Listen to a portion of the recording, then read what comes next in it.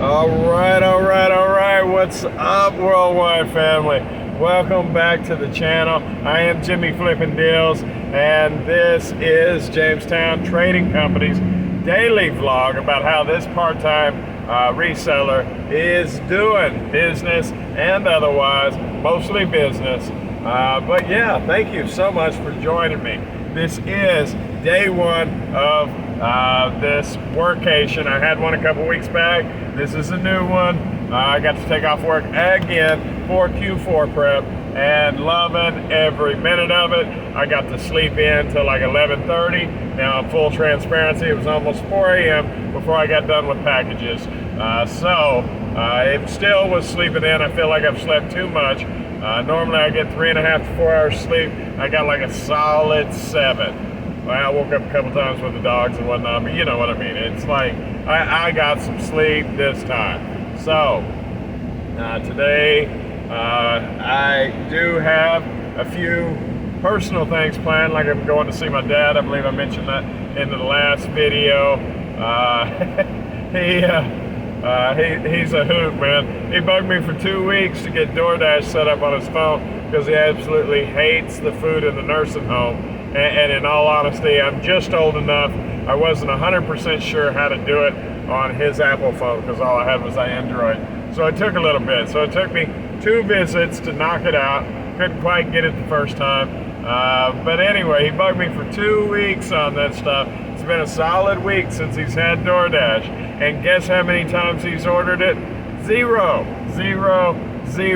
So I just love that. And then,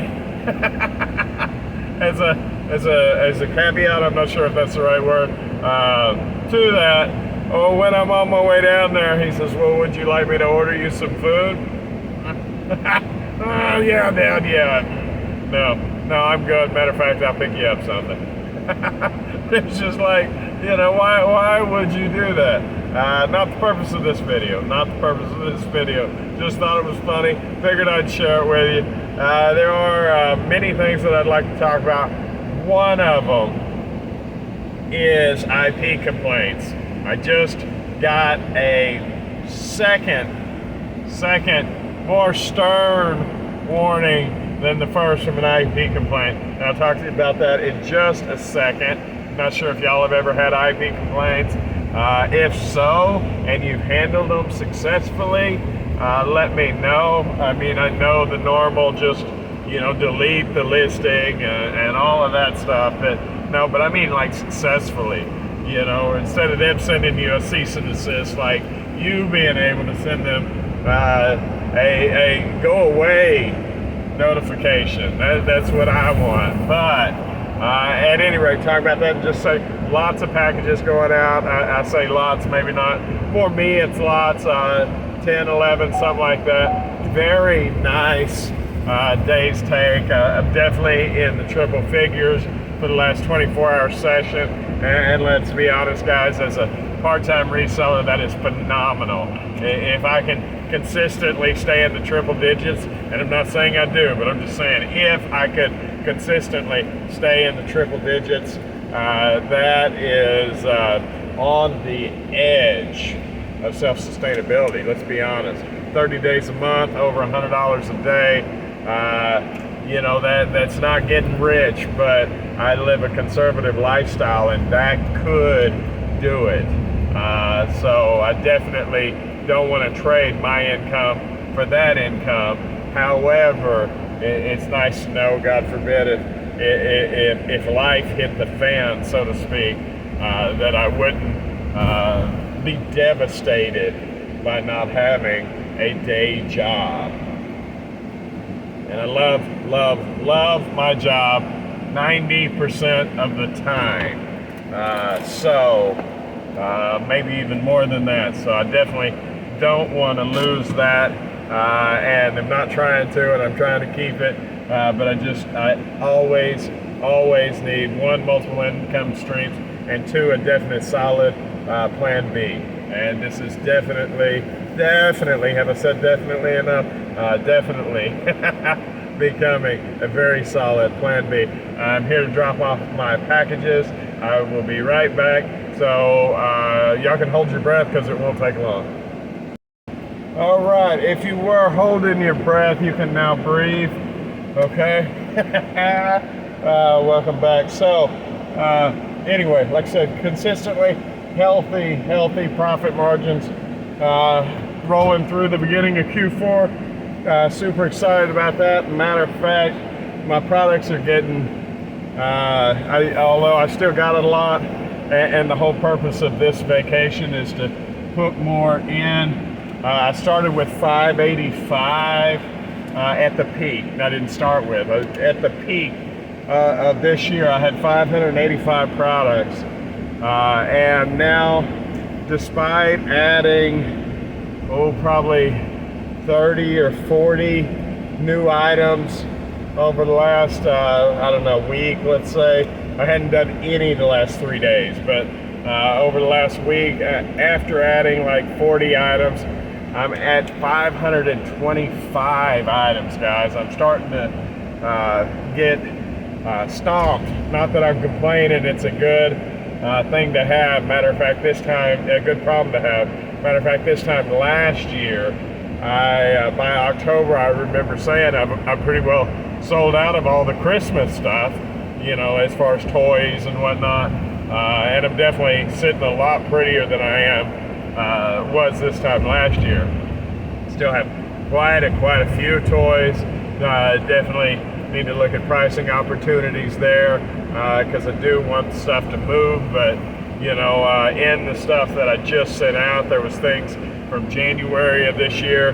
There were things from September of last year that are leaving out. So it's nice to see that product moving.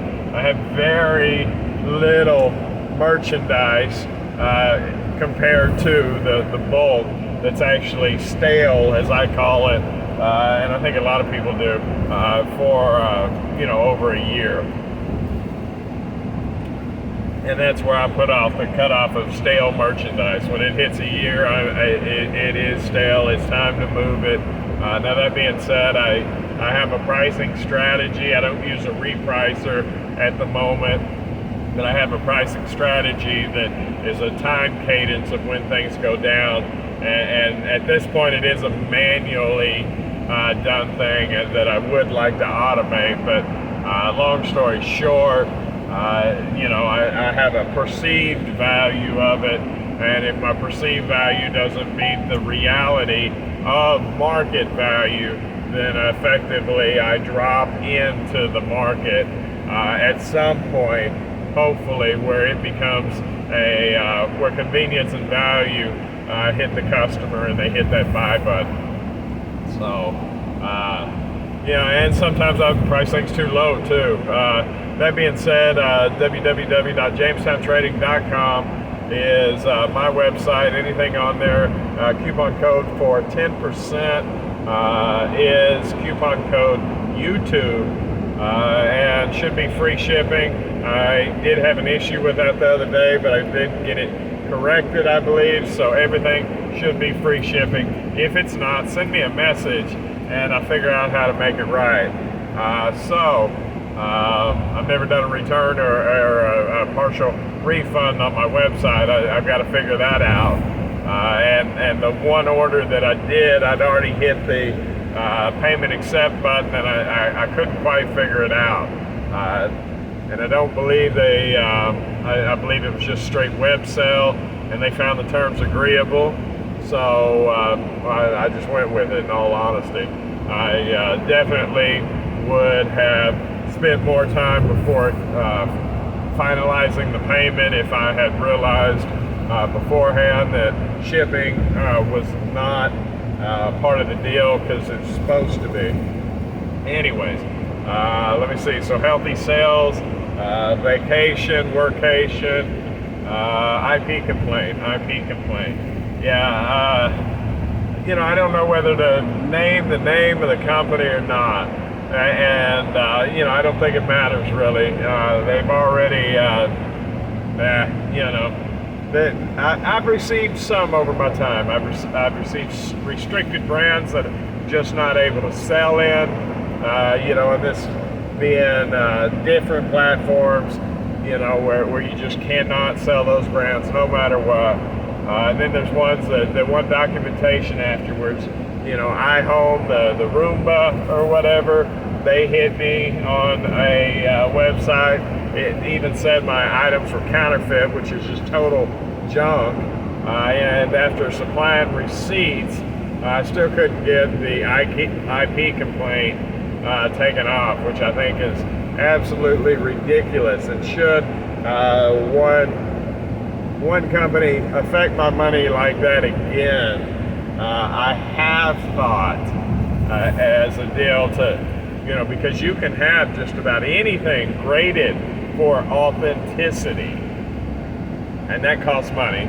But I've thought about having something graded and then back suing the company for slander and for lost revenue because they allege that my item was counterfeit.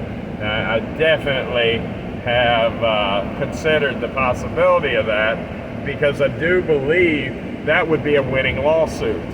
Even without an attorney, I think I can win that one. You know, it's a small claim suit, let's be honest. Whether or not they want to come to a losing battle in a small claims court is definitely up to them. But I definitely believe that they are on the wrong side of the law. But I think they're using their financial weight in order to make themselves right. And I do believe they're wrong. There is something in our country, a federally protected right that's called first sale doctrine, that says as long as our items are authentic and ethically sourced, that we have the right to sell them. Now I know that companies work under the facade of, well, we offer for new items, we offer a warranty on them, and if you're selling them, they're not new. But then again, if a Chevy dealer buys a Chevy from a Chevy dealer and it's still not been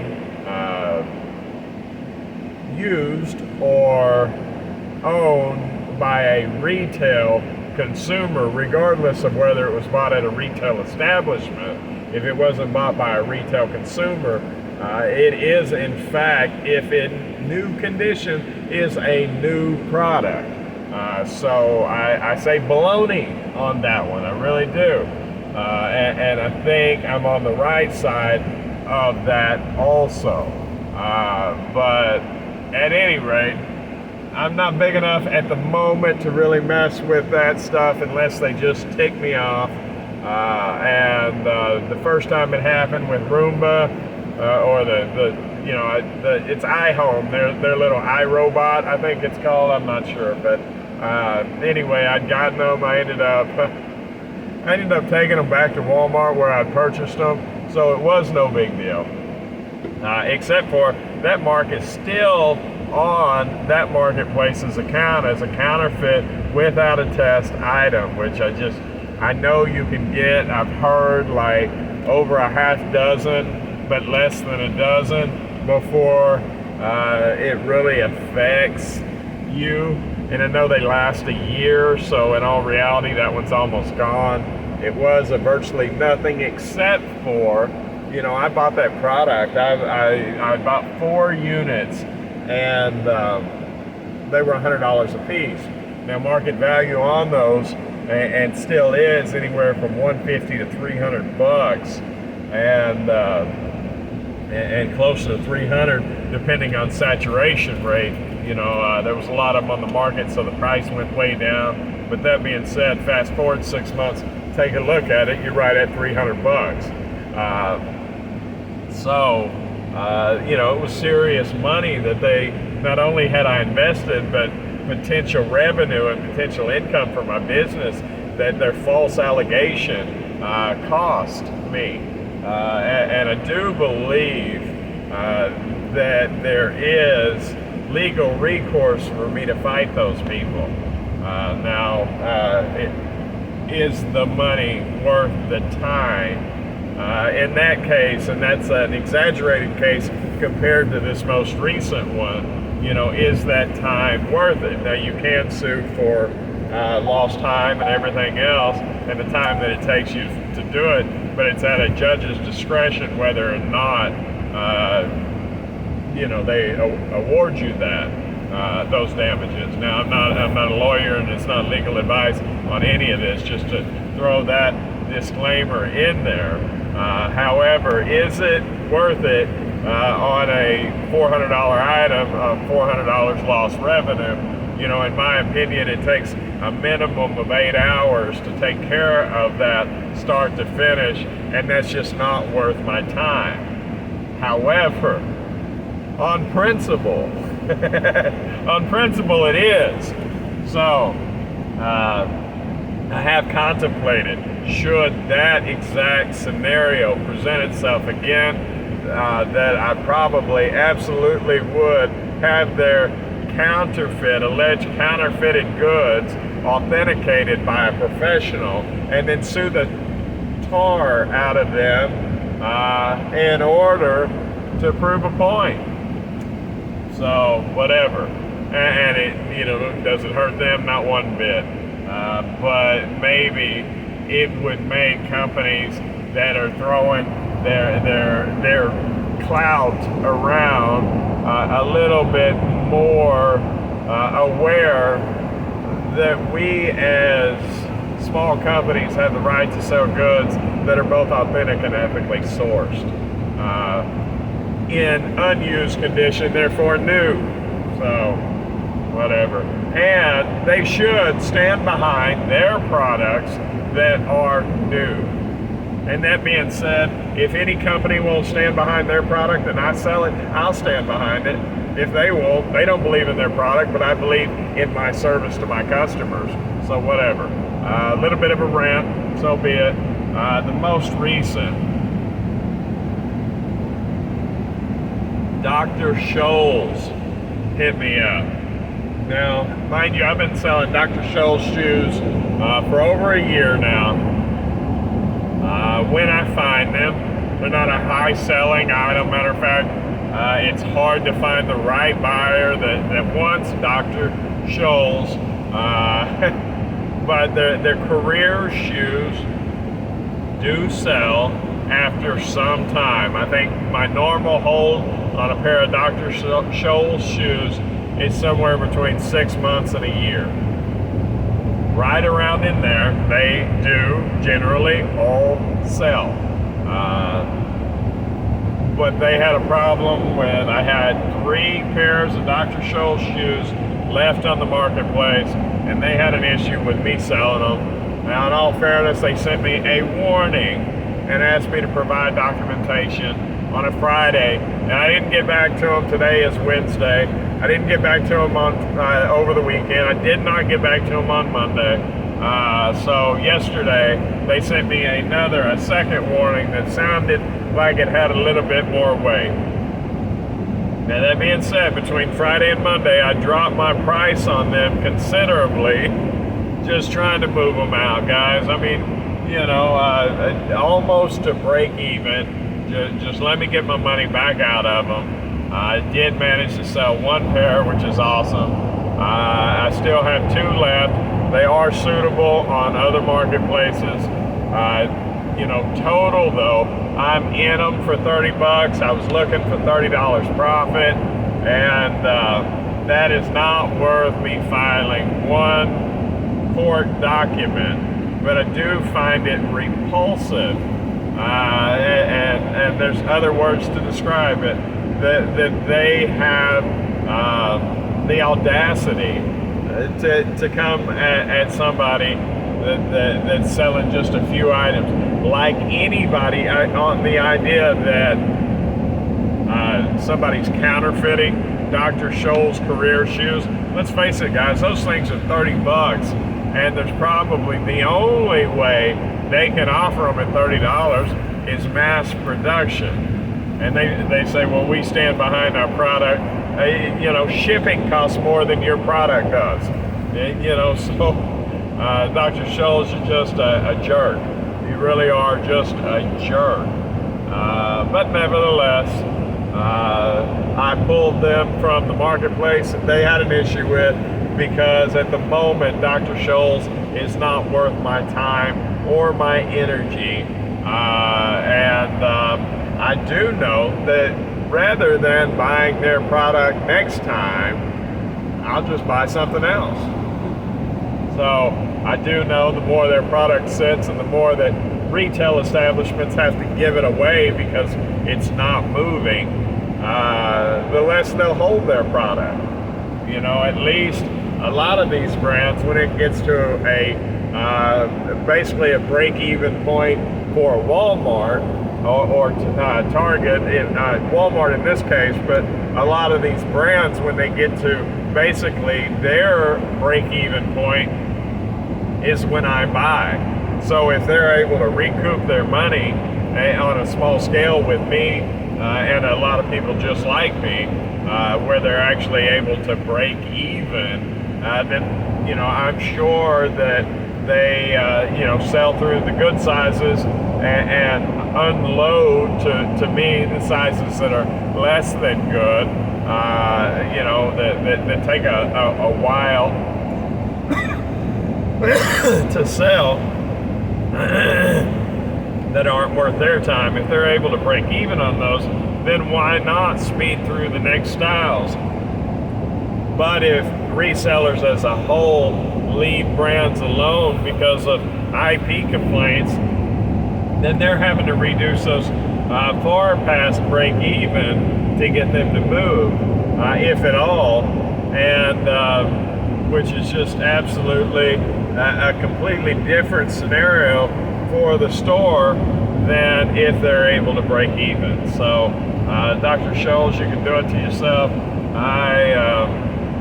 I spend my money elsewhere.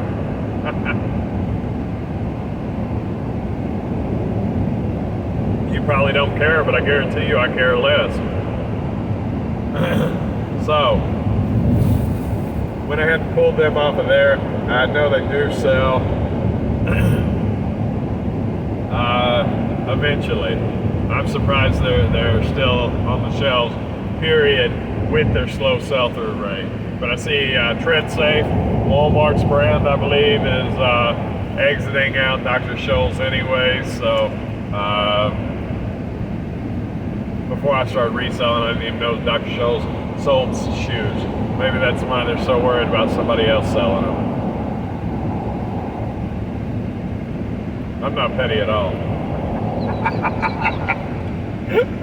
Oh, goodness.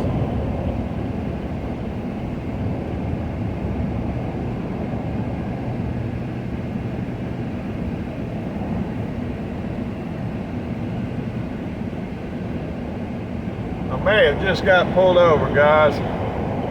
That's alright, though. It is what it is.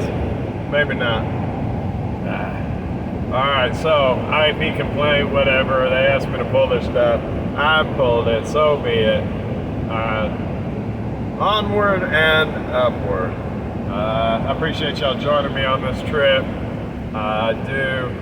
Other than that, guys, I know I've already got a couple orders. Nothing big, but a couple of more orders sitting in the hopper for today. So I definitely will get home. Hopefully I can enter a whole bunch of merchandise onto the system, at least onto at least one marketplace. I definitely am utilizing the ones with the highest velocity and the easiest listing patterns or abilities, you know, the ones that already have pictures and everything else just to put in there, you know, barcodes and quantity and done, and on to the next one. I'm definitely utilizing that first before I go ahead and stick it on eBay and Mercari and Facebook Marketplace. I haven't got really into Poshmark a whole lot, but I do believe that will come eventually, and I do believe that I've seen some brands that sell on there that I carry, so I do believe Poshmark ultimately will be a good fit as well. I'm just not touching them in Q4. I may open them up in Q1, but or beyond, but not in Q4. I'm not learning another marketplace during Christmas. Plus, I'm already spread thin at the moment with getting situated. I may have a completely different outlook once I get everything listed on all platforms. At that point, definitely need to reevaluate that decision. That's about all I got for the day, guys. If you made it this far, I think that's absolutely huge. So I do thank you for that. I will catch y'all tomorrow. Hopefully I'll get this video uploaded today. If you made it this far, comment giveaway so we can get moving towards that. Nobody's done it yet. I keep waiting for the first time. I think that's going to be like a sale, even though it's going to cost me money. So nobody's made it, so that's just kind of my on this thing. So if you comment the word giveaway, we'll start heading towards that direction. So other than that, guys, y'all have a wonderful day, and I will see you tomorrow. Like, share, comment, subscribe, all that good stuff. It's free, helps me out a ton, and the subscriptions will help me go live, which I really think will be advantageous to me and to the channel. So thank you so much in advance for that. Y'all have a wonderful day. All right, bye.